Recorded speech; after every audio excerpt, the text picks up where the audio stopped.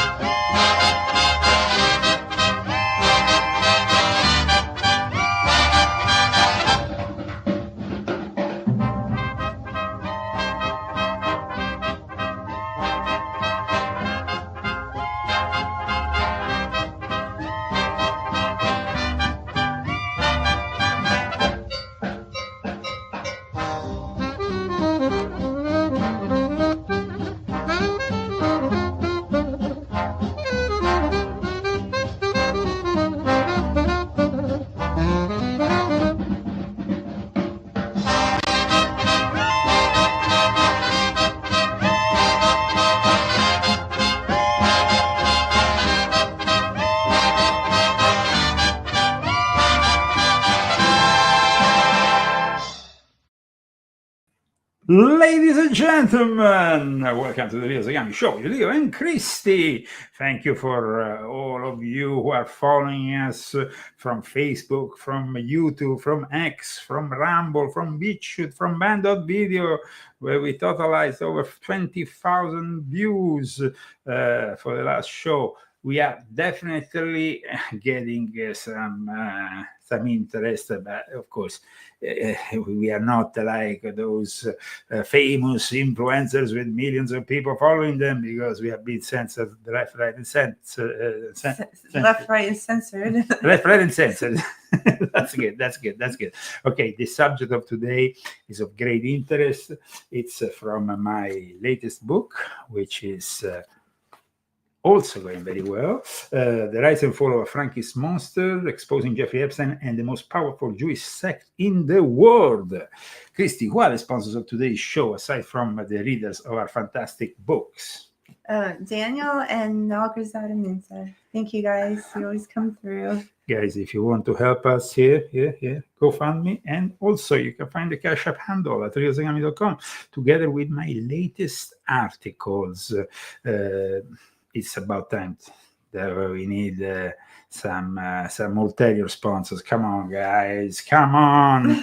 Encourage us, because we want to bring you more than one show a week, but that's, of course, not possible if we don't get the right motivation, and at least we can cover up our expenses. Well, guys, at this point, we have the, you see? Oh, yeah. It's a turkey. It's a turkey day. It's a turkey. Days come in. Lots of food, lots of fun. Yes. No family. That's okay. Well, we have our own family. It's two people family. Well, and then Tony. And well, of course, the people who might join us virtually, maybe if not in presence, from all over the world and all over the United States.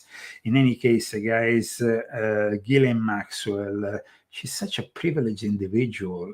Why she's so privileged? Well, I explain in my book that she wasn't just, this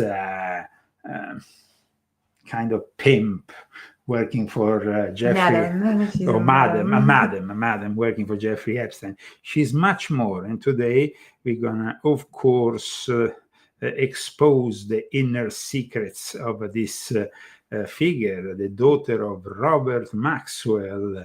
Let's have a look at Ghislaine Maxwell's privileges and what's happening at the moment with all this criticism after they moved her this summer to this luxury prison where she has. That was weird. Yeah, Weird. absolutely. Why would you do that to a criminal, eh? Well, in a moment we're going to explain why.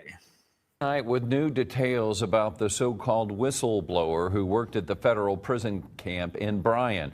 The nurse shared communications with lawmakers from the prison's most notorious inmate, convicted child sex trafficker Ghislaine Maxwell. She's behind bars for her role in the sexual abuse operation operated by Jeffrey Epstein. Noella Turnage was a nurse at the Bryan Federal Prison Camp and was fired for leaking copies of Maxwell's emails with an attorney that were printed and saved. She says she had access to those emails after she was reassigned to the phone room for speaking up about how staff and inmates are being treated. That allowed her to monitor phone calls and emails. Turnage says she was troubled by the special privileges Maxwell was getting from the warden and other higher-ups. For example, she says the warden personally handed all mail addressed to Maxwell to her. Turnage also told Rusty Surrett with our sister station in Bryan that there were private catered-style visitation arrangements. She claims the decision to print, save, and share the emails came down to a gut feeling. When one inmate tries to tell the truth and gets strapped to a concrete slab over it, and another one with influence comes in and gets every privilege known to man, somebody has to say something. And that's the way I feel, because for years, Rusty, staff has been mistreated there. Inmates have been horribly abused, horribly. And you'll start to see some of that come out shortly, too. No word yet from the warden or Bureau of Prisons on Maxwell's treatment. Our sister station in Bryan College Station, KBTX, is working on this story and will continue to update this on our website. And we will, of course, follow this because it's part of the whole Jeffrey Epstein, Ghislaine Maxwell saga. In July 2025, the Deputy Attorney General Todd Blanche met with Ghislaine Maxwell in Florida for 2 days to discuss her knowledge of Jeffrey Epstein in Florida. What they might have said was not really that much because, of course, to questions like this one, which I'm about to show you, the answer was kind of lame. And she's definitely maybe a good actress. I give her that. She's kind of used to lying. But of course, make up your own mind. Listen to this specific question regarding Mossad and other intelligence agencies. So I'm going to ask you questions that you shouldn't read into them. I just want to know whether they resonate with you. Have you ever had any contact with any representative that you know of from Mossad, the Israeli intelligence agency? Can you ask me that again? Have you ever had any contact with an individual that you understand to be from Mossad, an Israeli intelligence agency? Well, not deliberately. Pardon me? Not deliberately. Okay. And did you know, we talked about this a little bit earlier, but just to put a finer point on it, did you ever know that were you ever told, do you ever think that Mr. Epstein was getting any money from any intelligence agency, including Mossad? Well, I don't believe so, but I wouldn't know. I mean, I would be very surprised if he did. I don't think so. No. We've talked about a lot of names, and I'm sure there's some that we haven't covered. Are there any foreign nationals? So right now we've talked about some British, the royal family a little bit, and maybe high society folks in Britain. Were there any international businessmen or politicians that had a very close relationship or a close relationship with Mr. Epstein that we haven't already talked about? Off the top of my head, I can think of Ehud Barak.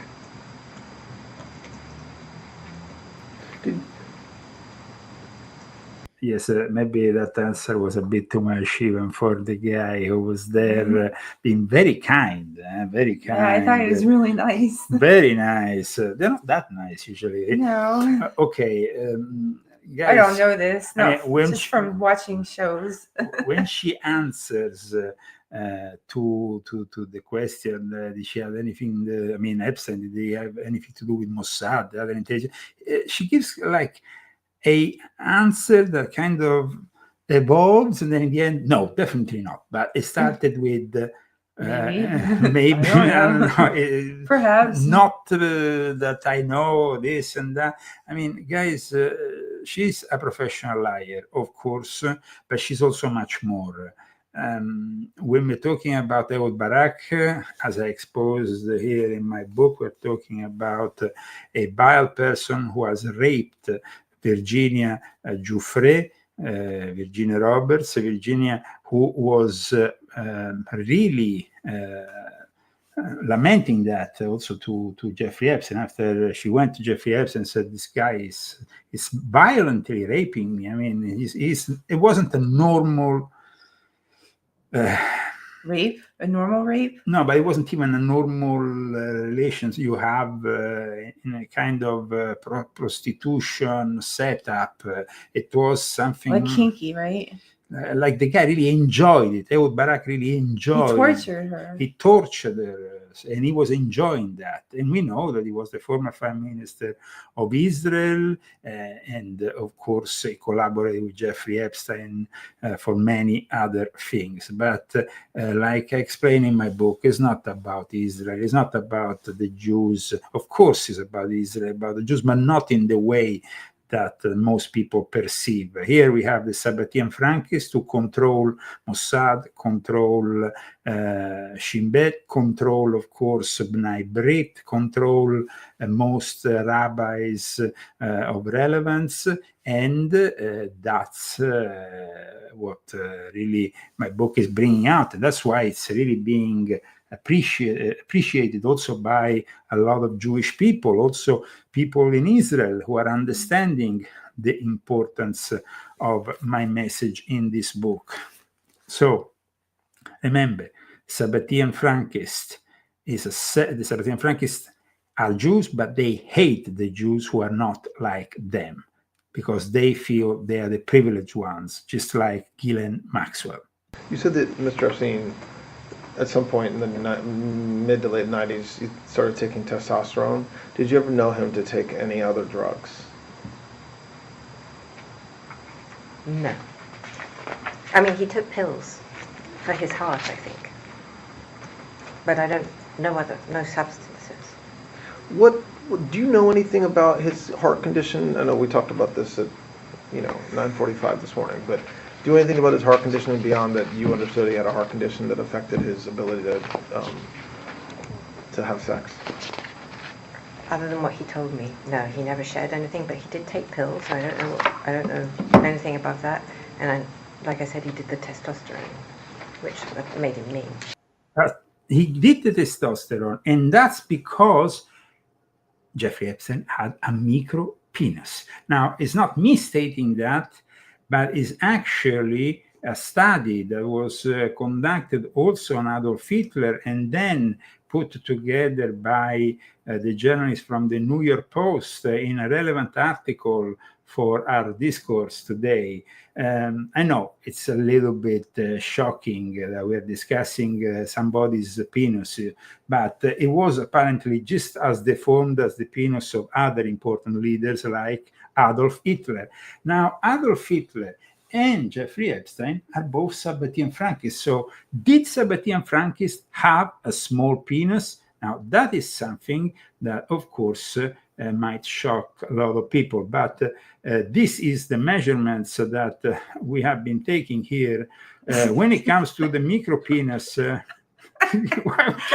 have to be serious. I didn't measure nothing. Here we have, on the left, Jeffrey Epstein. And he was a Sabbatean Frankist with a small penis. Micro penis are penises which are around 2 inches. Guys. Oh my God. So that is 5 centimeters, okay? In full erection. and the same for Adolf Hitler. Now, why is this so important and so relevant? It must contribute to their dictatorship. I don't know. Yeah, it must be relevant to their sickness in their head. But look at the article that the New York Post did in regards to both Jeffrey Epstein and Adolf Hitler. I'm trying to find this article because I think it's important. A week ago, for the 80th anniversary, I think, of the death of Adolf Hitler, a study was conducted by a group of scientists.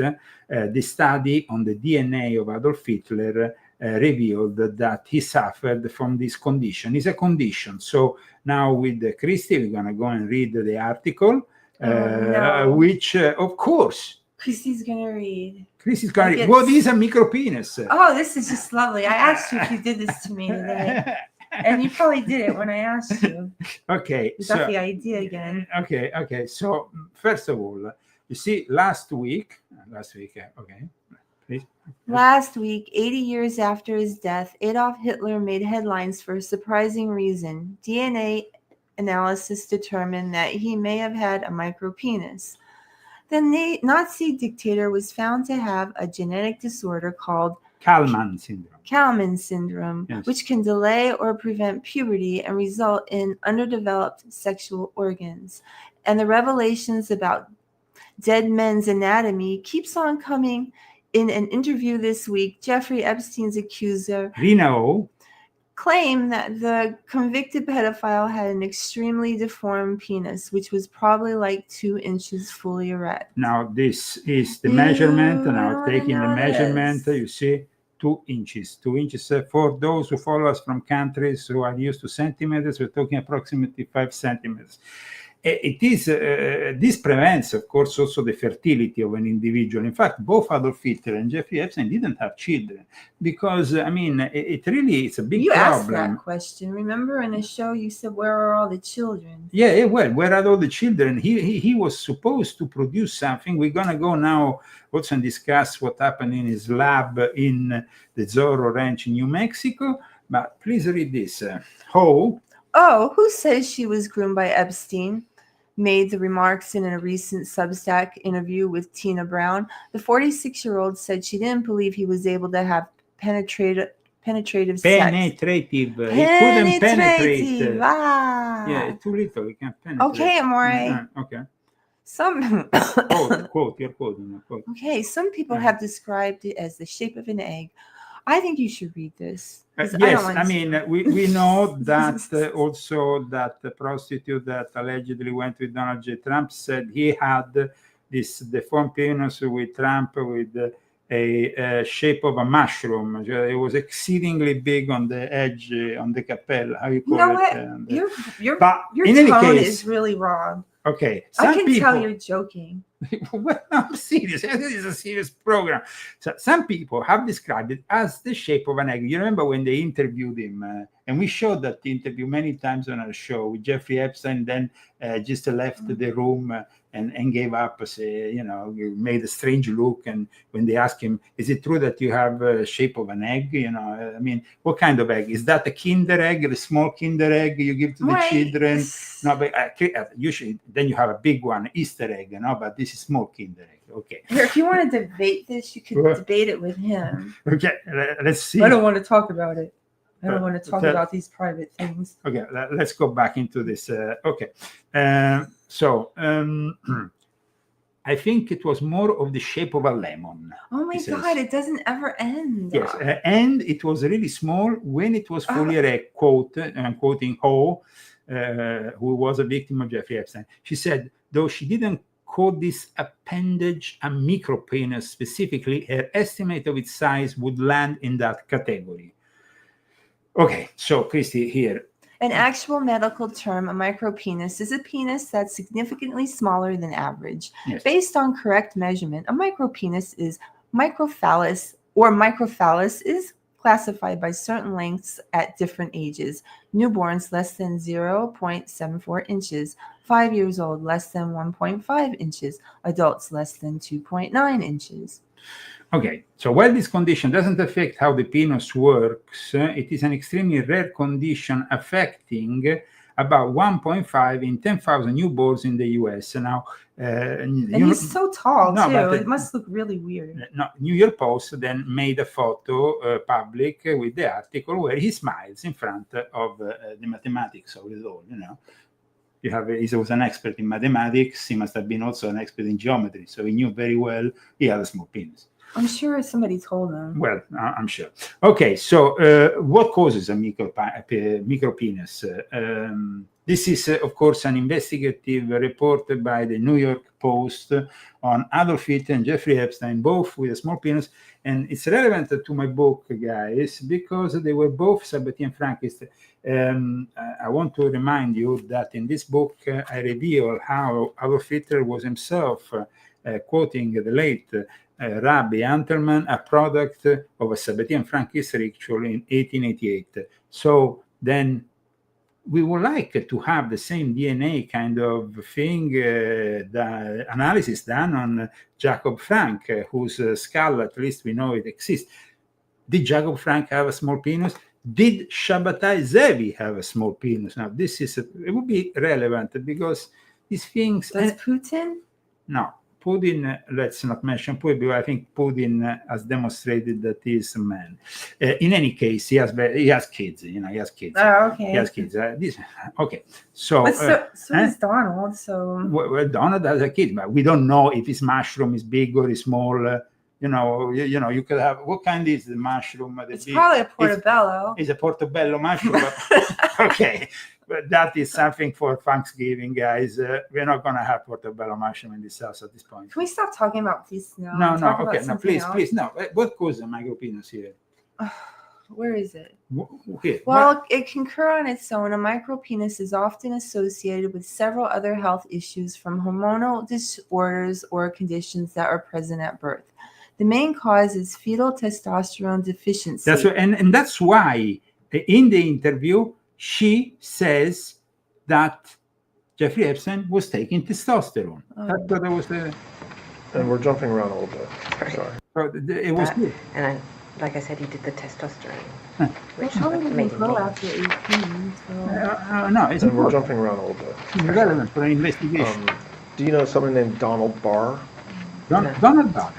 Donald Barr also, he's very important for investigation. Donald Barr is that pervert who wrote that a book called Space Relations, who gave the first job to Jeffrey Epstein. And we know that Space Relations had, it was a book which describes a figure which is very similar to Ghislaine Maxwell. I've been saying that in my book. In my book, by the way, I explain how Jeffrey Epstein's Shekinah was Ghislaine Maxwell. And what does it mean? Ghislaine Maxwell was the high priestess of this cult of the micropenises that have, unfortunately, affixed a lot of these powerful people. And then they have to come together and do these strange rituals so they can feel empowered in some way, I guess. But I think that it's important to explain why she's so privileged. Let's not forget, she's the only one that in this whole case is alive, because Jeffrey Epstein was suicided. Then the other guy who provided with 1,000 minors for the island, Jean-Luc Brunel, also suicided. She's the only one who is still alive and kicking. And she's treated almost like royalty. I mean, it's unbelievable how this woman is getting treated. And it's quite incredible.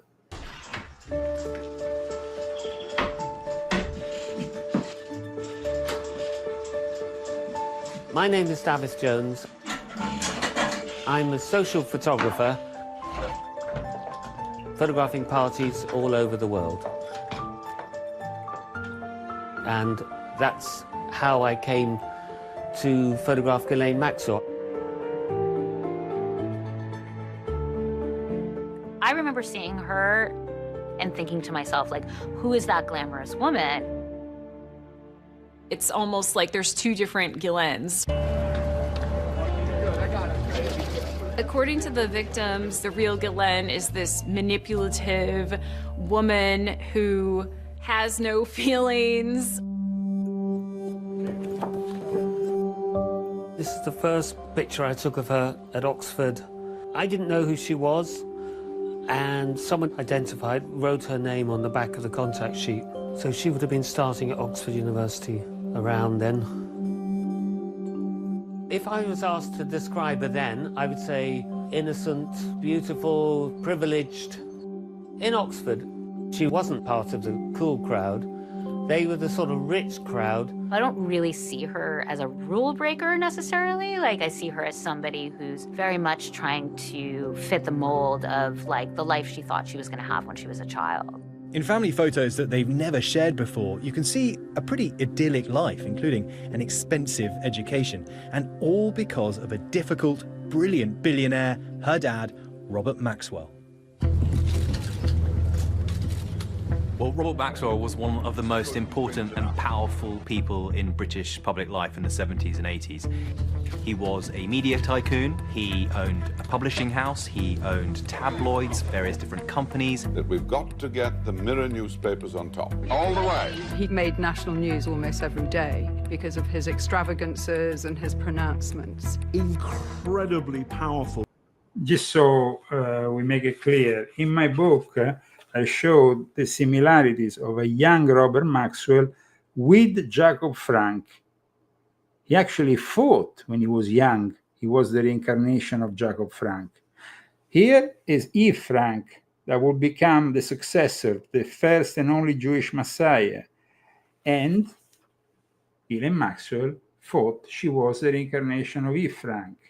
So that's something nobody else will ever reveal you. This book, guys, The Rise and Fall of a Frankish Monster, is where you really find secrets that nobody wants you to know. The fact that the Sabbatean Frankish sect is so powerful, so relevant, and that she still worshipped and even gave the possibility of meeting her friends where? In a chapel. And what kind of meetings are they doing? Are they doing rituals? Let's not forget, she is a high priestess of this cult. That is her position. A high priestess is not any kind of position. It's an important position, very relevant, because you have this role that needs to be described. She is revered. She's an influential figure with spiritual, religious, and esoteric knowledge. And the title of High Priestess is not given to anybody.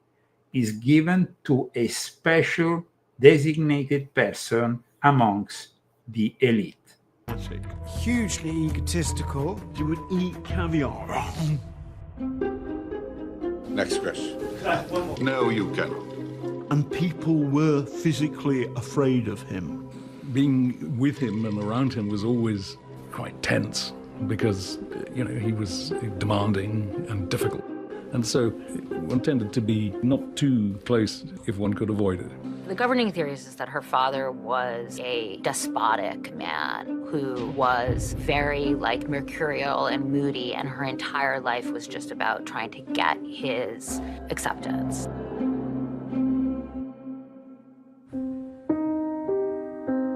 Now we go into the roots of the family, a family whose roots are secretive, because Robert Maxwell's real name, as I explain in my book, was Jan Ludwig Hyman Benjamin Hock, born in what today is Ukraine, in Carpathian Ruthenia, a place notoriously afflicted by the Sabbatean Frankist heresy. And he became known as Robert Maxwell only after becoming a British subject in 1946, picking up the surname Maxwell from the infamous spy master Maxwell Knight. Robert Maxwell was born into a Hasidic family in Czechoslovakia. His name was Jan Ludwig Hock, and he fought in battles across Europe. He was one of 9 children himself that was so poor that they had to share shoes. They all slept in the same rooms. and a good portion of his family was murdered in the Holocaust. By the time he was 23, he'd changed his name 4 times. He fixed on Robert Maxwell because it sounded faintly Scottish, which he quite... No, that's not the truth. The truth is found in my book. Maxwell Knight, the head of the MI5 spy ring that he himself came to become part of. It was an elite unit of the British intelligence. So High Priestess of what? Of the Sabbatean Frankists. And that's a reality and not a conspiracy theory.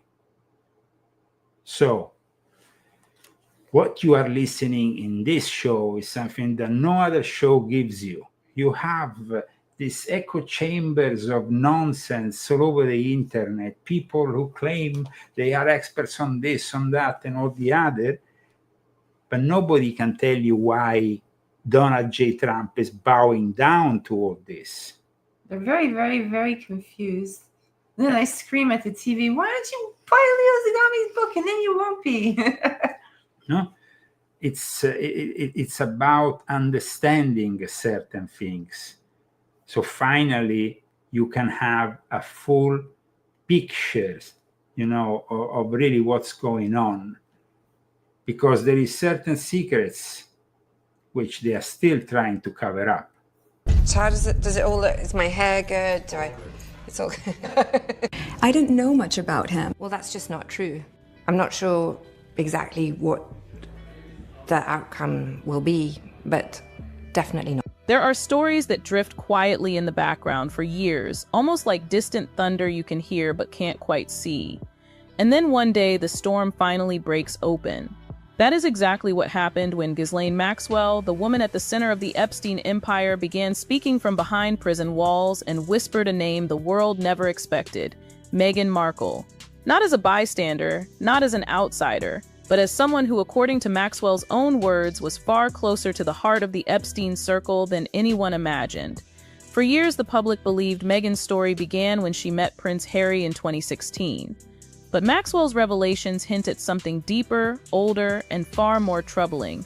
A trail of redacted testimony, hidden encounters, and a past that someone, somewhere, desperately wanted erased. This isn't tabloid talk. This isn't internet gossip. This is the part of the story that was locked away in sealed files, whispered in courtrooms, and buried under classified markings. And today, that story begins to unfold. Because to understand the truth behind Meghan's sudden rise, her unexpected entrance into royal life, and why her name appears in the shadows of a case involving some of the world's most powerful people, we have to start where everything was first erased, with the missing hours. When Ghislaine Maxwell's testimony was released to the public, people expected a tidal wave of secrets, names, events, dates, the kind of information that could shake governments and families. But instead, what the world received was a document that looked like it had been attacked by a black marker. Entire paragraphs, entire pages, whole conversations, gone. In fact, over 12 hours of Maxwell's spoken testimony never saw daylight at all. 12 hours, imagine that. That's longer than an average school day, longer than most people sleep at night, and every single minute of it is sealed away. Sources close to the court transcripts hint that these weren't random redactions. These were strategic removals, details so sensitive, so explosive, someone decided the safest option was to bury them. And here is where the story takes its first shocking turn. In those missing hours, those hours that vanished into locked legal vaults, Meghan Markle's name reportedly appeared, not in passing, not as a rumor, but in connection to events, people, and circles that are now at the center of this unfolding scandal. Before Meghan ever met Harry, before she became a duchess, before she stood on the balcony of Buckingham Palace, her name was allegedly part of a testimony the world was never meant to hear. This is where the trail begins, and it leads directly to the next piece of the puzzle, the moment Meghan was nearly pulled into the courtroom herself. Long before the royal wedding, before Oprah interviews and Netflix deals, Meghan Markle's name surfaced in a place no one expected, the witness considerations for Virginia Roberts. Virginia, one of the central figures in the Epstein case, reportedly requested Meghan Markle as a witness. Why? Because Meghan, according to her, had direct knowledge of certain individuals, particularly Prince Andrew, before Meghan ever became part of the royal family. This request didn't come from gossip It came from a woman whose testimony helped expose one of the biggest criminal networks in modern history. If Virginia Roberts believed Meghan had information, it means Meghan was closer to Andrew's world than anyone publicly admitted. Sources say Virginia didn't ask for Meghan because Meghan was famous. She asked because Meghan had allegedly been in social environments where Andrew, Maxwell, and others interacted behind closed doors. For the legal teams, this was a nightmare. Calling Meghan as a witness would have forced her background, her associations, and her early connections under the brightest, harshest spotlight imaginable. But that never happened. Someone, somewhere, made sure that door stayed closed. And that brings us to one of the most disturbing claims of all. Ghislaine Maxwell's personal admissions about who Meghan used to be and the name she allegedly went by. According to Maxwell's comments from prison, Meghan Markle was known by a different name in her younger years, Flower. Not a stage name, not a character name from a film set, but an alias, one used in adult entertainment spaces and private social circles that operated far away from Hollywood's bright lights. Maxwell claims she knew Meghan, not in the polite, distant way celebrities claim to know each other, but in a way that suggests they shared overlapping worlds long before Meghan ever set her sights on British royalty. The alleged nickname Flower was used among certain guests, entertainers, and contacts within Epstein-linked environments. It was whispered in back rooms, on guest lists, and among the people whose lifestyles operated behind the velvet curtain of luxury and secrecy. To a young girl dreaming of fame, this world might have seemed glamorous, powerful, or exciting. But according to Maxwell, this world was anything but safe. And what unsettles investigators isn't the nickname itself, it's what the nickname implies. Meghan was not a stranger to that environment. Meghan had a presence there, and Meghan moved through circles that eventually overlapped with Andrew, Fergie, and others tied to the scandal. If this is true, it changes everything. It means Meghan didn't stumble into the royal world by chance. She didn't enter Buckingham Palace from the outside. She stepped into it from the shadows of a world the monarchy has spent years trying to distance itself from. To understand how Meghan's path crossed into royal territory long before she met Harry, we need to step into the world of private invitations, royal boxes, and quiet corridors where titles matter less than connections. According to multiple sources familiar with events from that era, Meghan was no stranger to the orbit surrounding Prince Andrew, not as a friend and not as a royal guest, but as someone who appeared on the edges of exclusive gatherings. Back in the early 2000s and into the early 2010s, Prince Andrew frequently attended events with Ghislaine Maxwell and Jeffrey Epstein, dinners, charity galas, private parties. These were not places where ordinary people simply wandered in. Everyone present was either handpicked or connected to someone powerful. And in those quiet corners, Meghan allegedly appeared. She wasn't yet a duchess. She wasn't yet a household name. But she was an actress trying to climb the ladder, navigating a world where introductions mattered more than resumes. This isn't about her being romantically linked to Andrew, that is never claimed. But it is about her being close enough to witness the people, the atmosphere, the unspoken rules of the room. Sources say Meghan was introduced around this time to various personalities who moved effortlessly between Hollywood, New York, and royal circles. And more importantly, she interacted with people who were also tied to Andrew and Maxwell. It wasn't front-page news, it wasn't even a footnote, it was just a quiet presence in the background, one that would later become incredibly significant when Virginia Roberts asked for Meghan as a witness. Because those early interactions meant that Meghan saw more, heard more, and knew more than the public ever imagined. And if Andrew was the doorway to these circles, then there was someone else standing right beside him, someone who knew Meghan longer than any royal ever admitted. Every major story has a hidden character, someone who operates behind the scenes, pulling strings quietly while the world watches the wrong people. In this story, that person is Sarah Ferguson. Known to the world as Fergie, Andrew's ex-wife has always been tied to the royal family through children, money, and scandal. But according to insiders, Fergie played a far bigger role in Meghan's early proximity to the royal circle than most people realize. For years, the public believed Meghan and Fergie only met right before the royal wedding. A nice, tidy little story. But the truth? Sources claim Fergie knew Meghan long before the engagement ever happened. She was present at many of the same exclusive events where Meghan briefly appeared. She was close with Epstein and Maxwell during the height of their influence. She navigated the same guest lists, the same yacht circles, the same silent rooms where secrets traveled faster than champagne. Some reports even suggest that Fergie competed for Maxwell's position, seeking influence in the same network of wealthy and powerful men. This isn't about jealousy or rivalry, it's about access. Fergie understood the value of being near powerful people. And Meghan? She was a young actress with ambition and a willingness to be in the rooms where her career could change.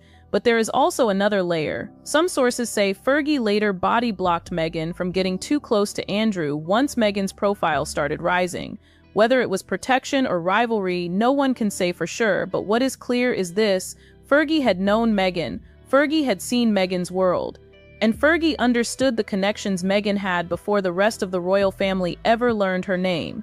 And that leads directly to the night everything changed. The night Meghan's path collided with Harry's in a way that seemed spontaneous, but may not have been.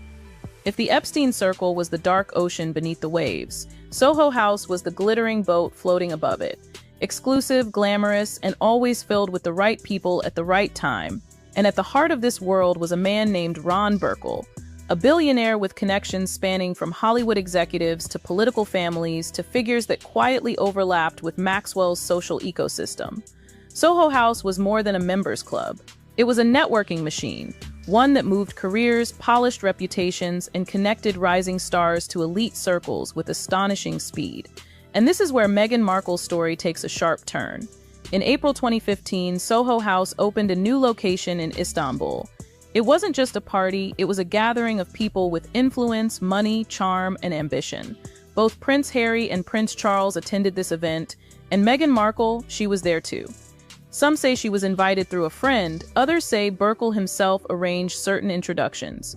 But what everyone seems to agree on is that Meghan's meeting with Harry at Soho House wasn't a random coincidence. It was the perfect setting. The music, the lights, the glamorous crowd, the sense of being chosen. A moment crafted by the environment itself.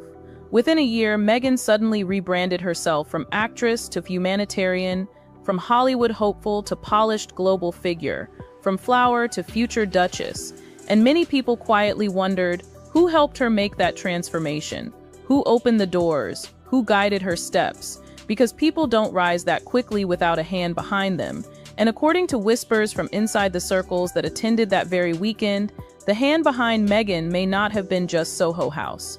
It may have been connected to far older, far more powerful networks, ones that Maxwell referenced in her testimony before those pages were blacked out. When the question is asked, why would Meghan's name appear in redacted files? The answer might not be about Meghan at all. Multiple sources say the redactions aren't protecting Meghan, the actress, they're protecting the people who placed her in certain circles. Powerful men, influential donors, international financiers, names from Hollywood, New York, London, and royal-adjacent networks. If Meghan was in these environments as a young woman, even briefly, then she might have seen or heard things that could embarrass people far higher on the pyramid. And this is where the tension rises, because according to insiders, Meghan carries memories, connections, and conversations that are extremely dangerous in the wrong hands, not because she wanted them, but because she was there. She saw the faces, she heard the whispers, she understood the dynamics of the rooms she entered. So the redactions didn't seal her name because she is a threat. They sealed her name because she is a witness, and witnesses, especially ones who later become duchesses, must be controlled, guided, and managed. In this view, Meghan's rapid rise wasn't a fairy tale. It was a placement, an arrangement, a strategy designed to elevate her away from the environments where she started. But when someone rises that fast, inevitably another force rises to meet them, a force determined to protect the monarchy from everything attached to the Epstein era. Inside the royal family, silence is the rule, discipline is the lifestyle, and reputation is everything. This is why the current tension between William and Harry has nothing to do with sibling rivalry. It has to do with protection. Sources close to the palace say that Prince William has drawn one firm boundary. He will not allow Meghan back into the royal inner circle, not because of public arguments, not because of media interviews, but because her past, those hidden rooms, those powerful circles, those redacted hours, carries a storm he refuses to let near the monarchy ever again. The clash became visible when Prince Andrew tried to attend a church service at Balmoral. William confronted the situation directly, either he comes or I come, and Andrew left. That tells us something crucial. William is no longer tolerating the remnants of the old Epstein-connected world. Not Andrew, not Fergie, and not anyone whose history is tied to the same social web. To William, Meghan isn't just an outsider. She is someone who knows too much about circles the monarchy is trying to erase from its past forever. He's not fighting Harry, he's fighting the history Harry married into. History with shadows, William once gone. But no shadow is darker or more symbolic than where Meghan's journey allegedly began. A place whispered about, never spoken of in public, but always remembered by those who were there. Every story has an origin moment. A moment that doesn't make headlines. A moment that seems small at first. Just a warm night, quiet waves, and glittering lights reflecting off the water. But years later, that moment becomes the spark that explains everything. For Meghan, that moment is whispered to have begun on a yacht. Not a cruise, not a vacation, but one of those elite, invitation-only gatherings where powerful men, silent deals, and unspoken rules all mix together under the cover of night. It was on one of these yachts, according to sources familiar with those social circles, that Meghan first entered the world she would later be accused of knowing too well. A world where introductions changed destinies. Appearances were everything. Favors were traded quietly. Young women were noticed, tested, and placed. Imagine it, the soft music, the expensive perfume in the air, the sound of glasses clinking, and the young actress named Flower standing beneath the golden lights, never realizing that every face she met that night would later shape her future. From that moment onward, Meghan was no longer just an actress. She was someone the powerful recognized, someone they watched, someone they quietly moved from one circle to another. And years later, when she walked into Harry's life, she didn't come as a stranger. She came as someone who had already seen the world he spent his entire life being protected from. And that world is the world described by Stanley Kubrick in Eyes Wide Shut. And of course, I have written an article this week about it. There is also an old article I wrote about Markle, who was raised by communist nuns from the convent bought by Katy Perry with a Jesuit background. And all this, of course, as you can see yourself, May 2018. So it's not just yesterday. I've been saying these things for many, many years. And the latest article instead on my website, it's quite shocking because now even the mainstream journalists admit that conspiracy theories were right all along when they asserted the existence of an eyes wide shut scenario behind Jeffrey Epstein. Welcome to the Leo Zagami Show. For those who have just tuned in, we want to thank today's sponsors. Please join them so we can make more of these shows, and please share this video with your friends and family and put like. Another way of sustaining us is through my books, and we will be citing now a paragraph from my book here regarding this topic, which is Ghislaine Maxwell as the High Priestess, and then, of course, surrounded by all these minions, including Meghan Markle. From here? From here. For years, Ghislaine Maxwell Epstein'S Shekinah, who was even blessed by a pope and future saint of the Catholic Church, John Paul II, has tried to distance herself from her once beloved Jeffrey, but recently hundreds of emails from Epstein's personal Yahoo account, which haven't been previously reported, shed new light on Maxwell's partnership with Epstein, proving once and for all the two were much closer than previously thought. Nevertheless, I will now do a deep dive on this matter by showing you another important element of their hidden sectarian life. The Iggerat HaKodesh Holy Epistle is a Kabbalistic work written in the second half of the 12th century, whose exact authorship is still debated amongst Jewish historians, asserts that sexual intercourse is the secret of holiness and the multiplication of the divine image, attempting to present a clear alternative to the negative attitude towards physicality and sexuality previously encountered in the Jewish faith. After giving up all the animalistic instincts that involve the sexual act, the author claims that intercourse mimics the actions of God, revealing one fundamental secret. When the seed drop is emitted into holiness and purity, it comes directly from the seed of knowledge and discernment, that is the brain. This means that when you join sexually with a woman, not allowing yourself to be carried away by her beauty, but keeping the mind firmly fixed towards the higher realities, we join in all effects with the Shekinah, i.e. the manifestation of Yahweh, so dear to the Illuminati and the Rosicrucians, and with the divine presence of God, the soul of the future child is created.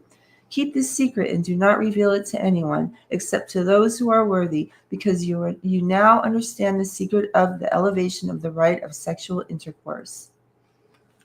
Unfortunately, Jacob Frank and his followers were heavily influenced by their own twisted interpretation of the concept of sexual intercourse as a secret of holiness and the Shekinah mentioned in relation to his daughter Eve.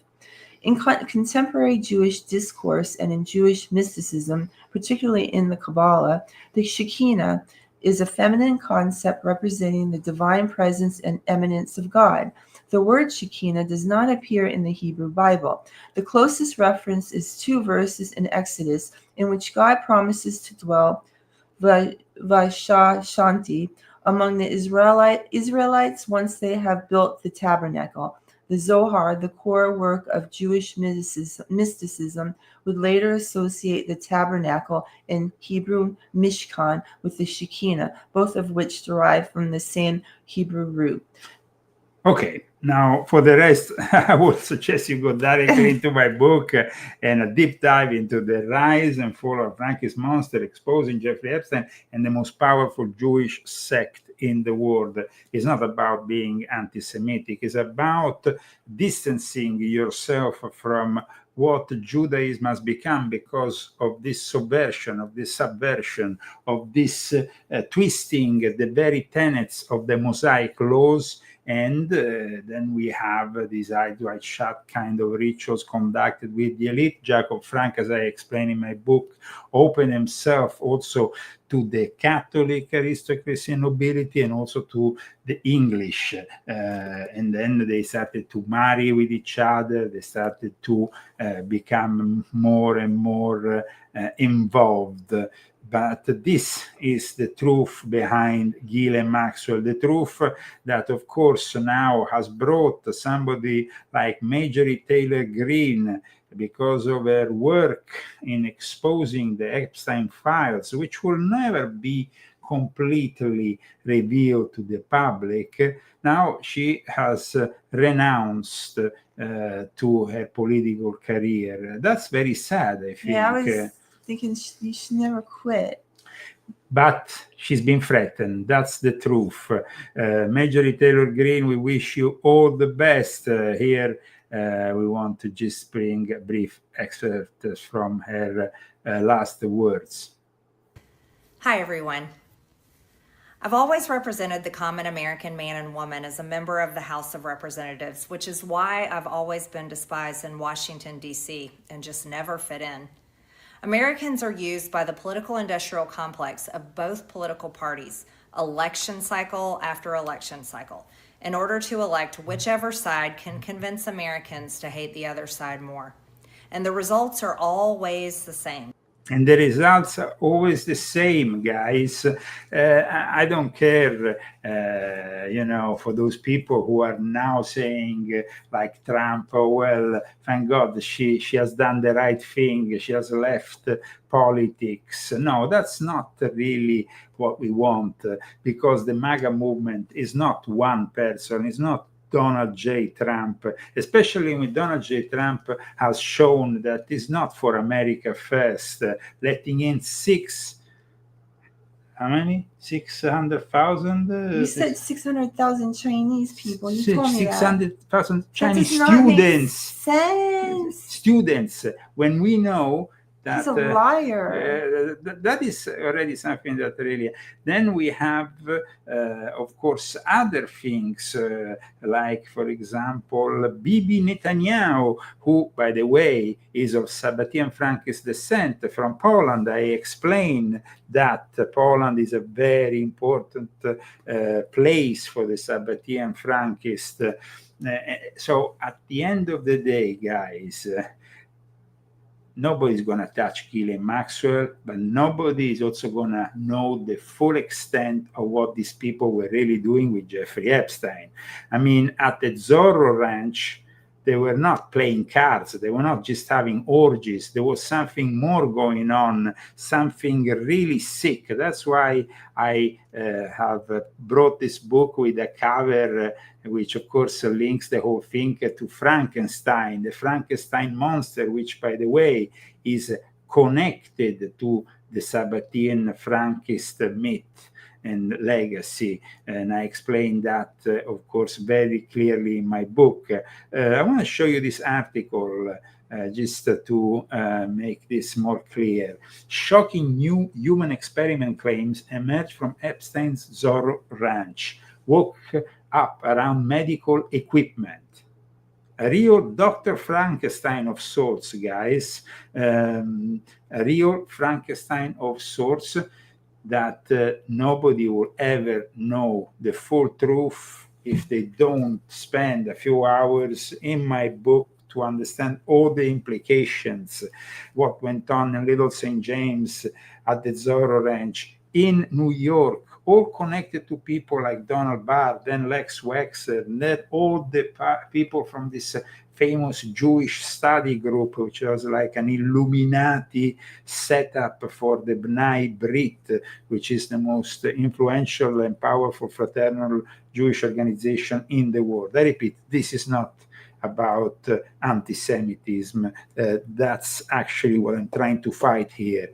If the Jews realize how they're being manipulated, or the people in Israel, the Israeli people who are not only Jews, realize the level of manipulation, both the Arabs and the Jews, they will finally realize the truth and find their freedom. That's the final message of my book. And I want to thank all those people who are purchasing this book, because I tell you, this is an important, very important essay in this moment, in this historical moment, where we have a lot of confusion. But also, we can't stand with somebody who is saying this is a democratic hoax. I have been one of Trump's main supporters in Italy. I was the president of Italians for Trump. I was organizing with them the Coachella event with Trump. We went there. It was a great event. We saw so many people who really thought things would change for the better. Affordability. I felt really nice in that crowd. Yeah, affordability. I've been talking about affordability for months, and Trump has ignored us until now. Now he's finally seeing that, the polls and the people are actually realizing that the prices in the supermarkets have not changed for the better in the way that he had prospected. So it's not about ditching Trump, it's about ditching a whole system, because no matter who is in the White House, and this book demonstrated, it can be Donald J. Trump, it can be Joe Biden, who does showers with his little daughter, it can be Obama, who goes in a limo when he was a senator and has a blowjob by a man called Sinclair, and then is also doing other perverted activities. It can be Bill Clinton, who transformed, as we know, the Oval Office in a very improper situation with Monica Lewinsky, but also was hanging out with Jeffrey Epstein a lot, and I'm sure he was not doing it because he liked to hang out with Jeffrey Epstein. He liked to go with those little girls. And then we have George W. Bush, who apparently brought in male prostitutes in the White House. All these presidents have betrayed their office because ethically and morally, they are not like the founders used to be, like the people we are looking always to, for inspiration, people like George Washington or others. But already back then, if you think about it, at the very roots of the 1776, there was a guy called Benjamin Franklin, and Benjamin Franklin used to go to the Hellfire Clubs. So it's about time to say, we had enough with this elite and their double standards and their hypocritical practices. They also, of course, like the demonic, they like the entities. And now they want us to believe we are in front of the age of disclosure. So what kind of disclosure? I think you need to read my books about what is happening now with this so-called disclosure, because reverse engineering is actually bringing this prison planet that we have around us, this digital prison, this AI robotic digital prison, which then sees people like Elon Musk say, oh, well, you can only work for an hobby and you can take universal income. But basically, it's terrible. I mean, Trump is basically a communist. I mean, what is happening when you invite Mohammed bin Salman at the White House from Saudi Arabia and Elon Musk and all those elite people? It's not really populism at that point. It's sad that this is happening. It's sad that we have to denounce it. I hope things will change. And I hope that now Trump has also started to understand that all the accusations he was doing, the brutal words against Major Taylor Greene were wrong. In fact, he came up in the last few hours with this statement. Oh, really? Disagreed with her philosophy. She started backing perhaps the worst Republican congressman in our history, just stupid person named Massey. And I said, go your own way. And once I left her, she resigned because she would never have survived a primary. But I think she's a nice person. She's not only a nice person, Trump. She was your moral and ethical compass for the MAGA movement. And this is a big loss that we need to recover from. And I'm not sure we will. Thank you for following us today. No.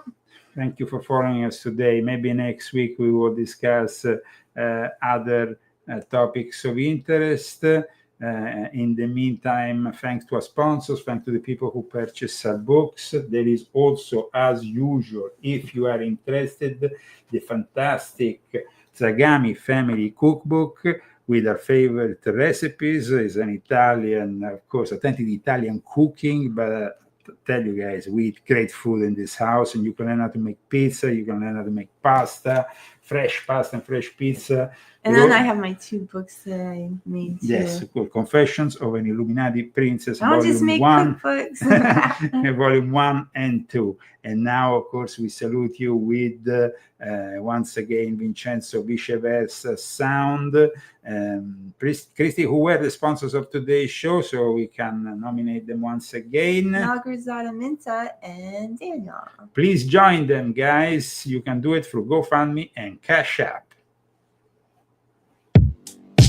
In that time, our world has taken so many steps in the wrong direction. And happy Thanksgiving! Happy Thanksgiving! We are really grateful. I hope you are too. God bless you. God bless America.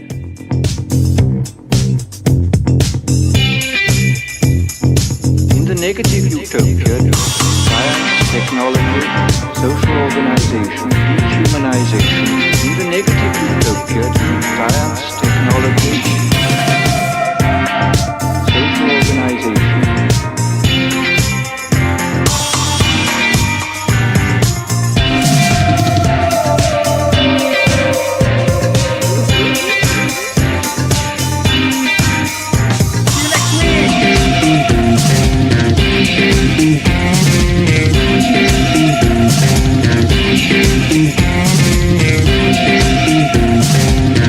Thank you.